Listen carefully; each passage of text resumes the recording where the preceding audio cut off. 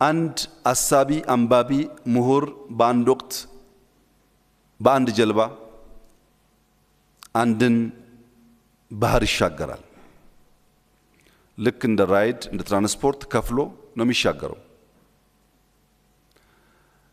ውሃ እንደምታውቁት ጠጋ ያላችሁ ስትሄዱ ድምጸቱ፣ ቅዝቃዜው፣ አጠቃላይ የባህር ሁኔታ ለአሳቢያን የመመሰጥ እድል ይፈጥራል እና ሰውየው ባህር ላይ በሚያያቸው እንቅስቃሴዎች፣ ወጀቦች፣ የውሃ ፍሰቶች፣ ንፋሶች ተመስጦ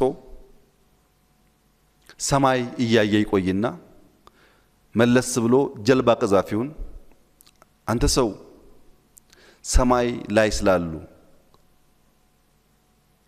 እውቀቶች፣ ስለ ከዋክብት፣ ስለ ጨረቃ፣ ስለ ዩኒቨርስ ምን ያክል አንብበሃል፣ ምን ያክል ታውቃለህ ይለዋል። ጀልበኛውም ኧረ ጌታዬ ምንም አላነበብኩም ምንም አላቅም ብሎ ይመልሳል። አይ ሩብ ያህሉን እድሜህን እንዲሁ በከንቱ በልተኸዋላ ይለዋል። ጀልባ ቀዛፊው ዝም ይላል። ትንሽ እየተጓዙ ሲሄዱ በርቀት ተራራ ያያል። ያስብና መለስ ብሎ ለመሆኑ ስለ መሬት፣ በከርሰ ምድር ስላሉ ሀብቶች፣ ስለ እጽዋት ምን ያክል አንብበሃል ይለዋል። መልሶ ጀልባ ቀዛፊው ኧረ ጌታዬ አላነበብኩም ይለዋል። በቃ ሩብ ያህሉን እድሜህን በከንቱ በልተኸዋላ ይለዋል። አሁንም ትንሽ ከቆዩ በኋላ ውሃውን እያየ ተመስጦ ቀና ይልና እሺ ስለ ውሃስ፣ ስለ ኦሽኖግራፊ ምን ታውቃለህ?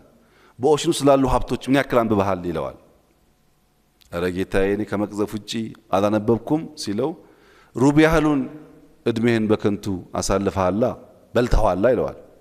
75%ቱን የሰውየውን እድሜ ጀጅመንታል የሆነው ምሁር ወሰደበት እና በሁለቱ መካከል ዝምታ፣ በሁለቱ መካከል ቁዘማ መጣ። ምሁሩም አብዛኛው ህይወቱን በከንቱ ካጠፋ ሰው ጋር ነው የተጓዘ ያለው። አሳፋሪውም በማደርሰው ጋር ድርሻው ከፍሎኝ እንደመሄድ ህይወቴን በየፈርጁ እየቀናነሰ ህይወቴን ማልኖር ሰው አደረገኝ ብሎ ቁዘማ ውስጥ ገብቶ እያሰበ ያለ ከተወሰነ አፍታ በኋላ ባህሩ ላይ ወጀብ ይነሳል፣ ራይፕል ይነሳል። ቀዛፊው አንዳንዴ ራይፕል ሲነሳ እንዴት ማኑቨር ማድረግ እንዳለበት ያቃል፣ ባህሪያቸውንም ያቃል፣ ከየት አቅጣጫ ዊንድ ሲመጣ አደገኛ እንደሆነም ያቃል። ሁኔታውን አይቶ እንደማያዋጣ ሲገባው ለመሆኑ ጌታዬ ዋና መዋኘት ይችላሉ ይለዋል። ስለ ዋና ብዙ አንብቤያለሁ መዋኘት ግን አልችልም ሲለው 100% እድሜውን በከንቱ አጥፍተዋል ማለት ነው ብሎ ተለያዩ ይባላል። እብሪተኝነት፣ ማናህሎኝነት፣ ከኔ ወዲያነት አደገኛ መርዝ ነው ለምሁር። ብዙዎች የሚያስቸግራቸው ይሄ ነው። ሲጀመር ሰው አያቅም አይባልም። ሰው ኢንፋይናይት ፖቴንሻል አለው። እዚህ ቢመጣም ባይመጣም